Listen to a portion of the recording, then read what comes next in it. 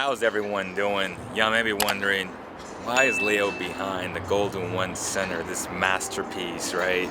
And as y'all may know, this is CK episode 500, the Cowbell Kingdom podcast, now known as CK Podcast with Leo Biaz. This podcast has a lot of rich history, obviously starting with the ESPN True Network, where James Ham did a lot of the episodes, and then I took over in 2015, and now here we are in 2021, and it's episode 500, man. I'm excited. I'm so grateful for every single one of you guys for continuing to support the Cowbell Kingdom platform. It means so much to me. It means so much to everybody on this platform, everybody on this team, and everybody who supports this great community, right? I do my best of helping out as much as I can, when I can, in this community. Try to be a good member, and just overall, as I always say on this podcast, just be a good person, man. Do good things, try to help out as much as possible, and God will return the favor tenfold, right? And that's what I truly believe in. And again, I'm so grateful for all the support, all the growth we've had since 2015. It's 2021, almost 6 years in September. So that's going to be cool, man. So 5 years and a half so far. Obviously, would I want this channel to be bigger? Without question, but I really do appreciate all the real ones who have been with us from day one, and all the new people who are joining. We love to do film breakdowns, right? Podcasts, short video content on Instagram, where it's a little bit more personable, where we do lives and we get you guys on like via FaceTime. That's pretty cool. So we're just looking and transitioning to doing new things. Any way we can interact with you guys and just bring the best possible content for you guys. So on today's episode, we'll be talking a little bit with Tyrese, all the stuff he's doing. Rookie of the month for second consecutive time, January, now February. The kid's a stud. The Kings stole this guy at number 12. Yes, he slipped there, and as I've been very vocal about it, I don't give Monte McNair that much credit because other GMs allowed him to slip, where his agent didn't want Tyrese to work out for the Knicks, for the Pistons, and that kind of sketched them out a little bit. That scared them. But as I've always said, though, Steph Curry didn't want to go to Warriors, and guess what? The Warriors drafted him, and then the rest is history, right? So if you're a good organization, you want to draft the best player possible at the position that you're at. So the Pistons ended up drafting Killian Hayes, and then the Knicks went with Obi Toppin. But even then, the team that I was even more shocked that passed up on him was the Phoenix Suns. Can you imagine Devin Booker, Chris Paul, and Tyrese, right? In a few years when Chris Paul transitions out, he goes into retirement, and then you have a guy like Tyrese who could have been an impact player this year, learns from Chris Paul. That would have been just insane. But hey, good for the Kings. They got a hell of a basketball player, and I'm excited. Real quick also on all the trade rumors and speculation that we've been posting on the platform. It's not so much to say that we don't want Tyrese. Obviously we do, but if we're saying, hey, let's go get a superstar player, say for example a Bradley Beal, guess what?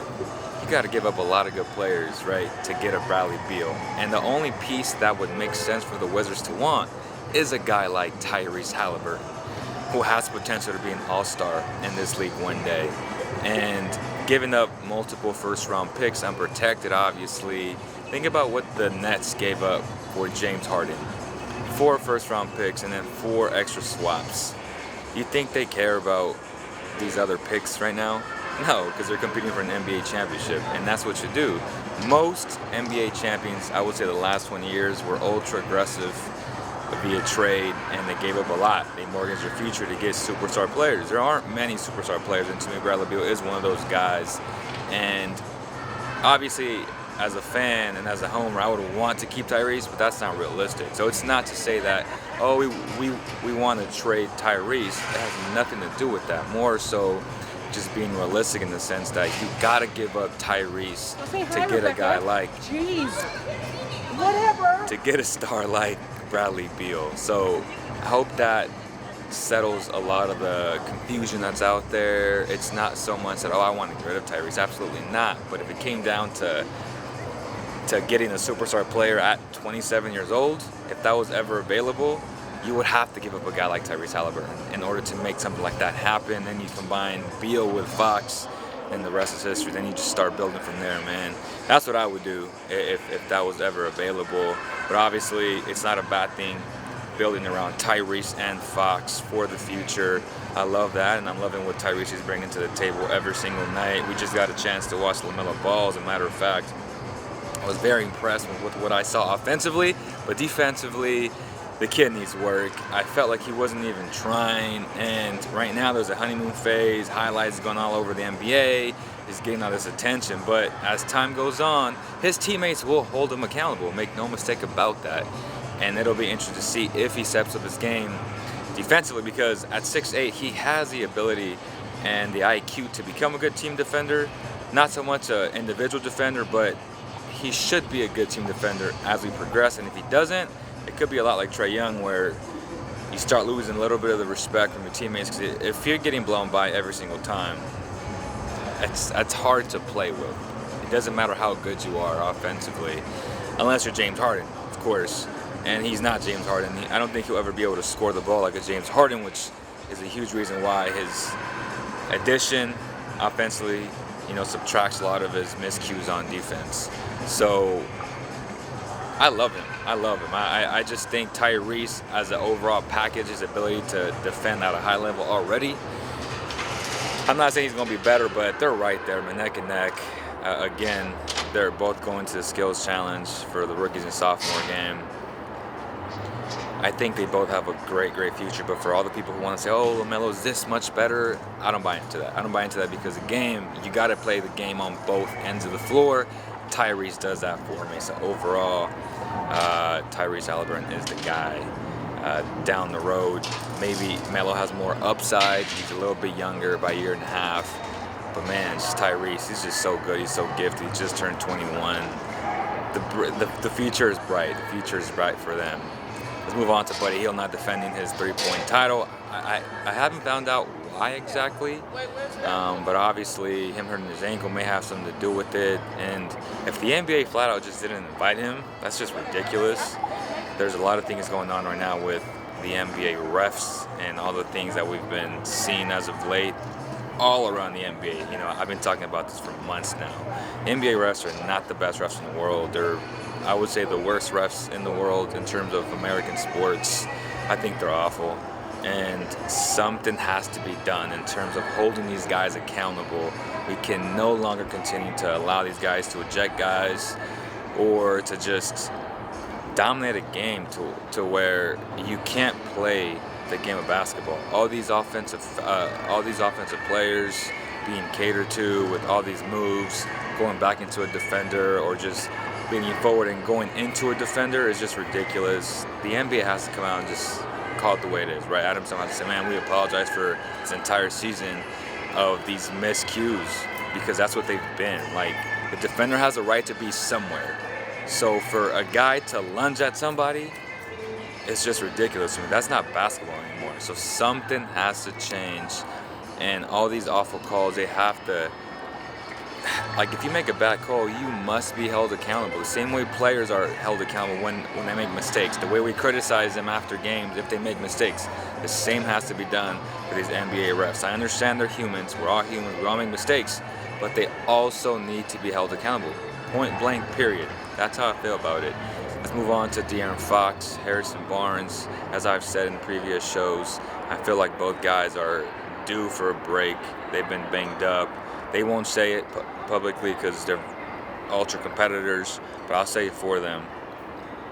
They're both really, really good. They can both get you a bucket at any moment of the game.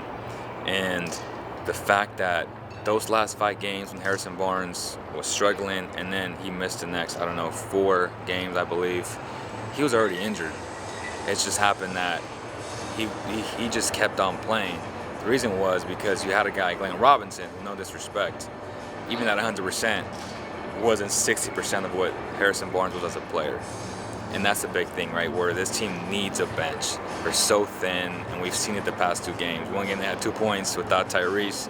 The other game, I don't know how many points they had, but it wasn't enough. It's not going to get the job done. They need to solidify that if in fact they want to be buyers. But it just seems like they are heading into the whole rebuild process again. That's what my gut tells me. And it's unfortunate. It's unfortunate because I want to see fans rocking, fans inside of here proud to be a Kings fan and for the playoffs to happen as soon as possible, man. And just building this culture, right? You want to build the culture here. We have the best facility in the world, man. And it's a shame that we have to continue to wait if this in fact does happen. If this in fact is the road that Montevideo takes, which is being sellers. That's what I think he's going to end up doing by the deadline. I just hope he surprises me and he becomes a buyer. And for the people who want to say, well, buying is short term, that's not the truth. Like, buying is not short term, because say you go after a guy like Bradley Beal, Lonzo Ball, all young players. You're not going after the 10-year, 12-year veteran that's 32 to 34 years old, giving up picks. That's different. I understand that concept. You don't want to do that and hamper yourself for the future. But if you go and you get a young player who has a lot of upside still and is good now, why wouldn't you do that? You're just speeding up the rebuilding process, right? And you're just becoming a better team overall. You're establishing a future. You're establishing a culture that this team really needs. And that's where the misconfusion is, for me at least, where they try to paint this picture of, well, if you go out and you're a buyer, you're giving up your future, you're giving them more, so many assets. It could be true to some extent, but it really isn't. If you go after the right guys at the right age, at the right timeline for a guy like De'Aaron Fox, who is becoming a very special player in this league. Kind of didn't talk about De'Aaron Fox when I said I was going to talk about De'Aaron Fox. Again, to me, he's been injured. He needs a break. This All-Star break is going to be key for him to just recharge and come out firing in the second half. I just hope it's with his guys, with new additions that will help this team. And if it's not, as I've said, just because he's a young player, he's been in the league 4 years, this is going to get pretty old. So I feel like the honeymoon phase of him signing the contract will end very, very soon, honestly, in my opinion. It's just, guys hate losing, especially someone like him who I know hates losing. Again, I have a good relationship with his brother, and I have a good insight to where I know it's not going to bode well with him if it comes down to continuing to rebuild and just wait for these guys to develop. Developing means losing, man. At the end of the day, we all know that. So that's why we're so adamant about saying no to tanking, man. But if that happens and the plan works, obviously I'm not gonna say, well, you were wrong, I was right. Or even if they go in that direction and they're wrong, like, what a lot of people don't understand is I want the team to win. I think saying no to tanking is the right way to go about it right now, especially because you have a De'Aaron Fox. But I won't say, hey, man, y'all tanked, y'all suck, it didn't work out. See, I told you so. There's no point, because what people don't understand is that when the Kings win, that's good for the platform. That means there's more sponsors, more money coming in. So why would I want the Kings to lose? That makes no sense. So if this plan of tanking is the best way to go about things, I'm all for it. I just don't think that's the way to go about things, because looking at the entire league as a whole, it's rare when that really works. If you really think about it, like, people talk about winning championships. Think about the Thunder. Think about the Sixers. They have yet to win a championship, and they had a lot of high draft picks. So obviously, the teams that have won championships have all been very aggressive, just like the Cavs. They gave up Wiggins for Kevin Love. So it's not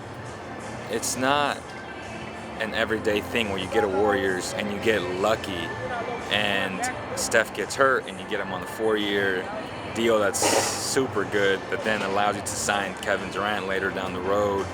A lot of things have to go right, man, and trust me, would I love for Bagley to develop and a potential top 5 pick to be the guy? Absolutely. But the odds of that happening are so low, and I'd rather not risk it. But again, whatever gets us there to the promised land, at the end of the day, no matter what side you're on, right, we're all going to celebrate together. Be here, downtown, get this fly out of my face, or this mosquito out of my face. We're all a Kings family. Ultimately, what we want as a family is to win, is to enjoy all of this, right? This beautiful infrastructure, all these new businesses pop in, just a whole community celebrating as one. So I appreciate every single one of you guys. This is just a short podcast, episode 500. Lots of good stuff coming up very, very soon, y'all. Lots of good guests coming up soon as well. And on behalf of the entire CK family, I thank you guys so much. I'll see you on the next one.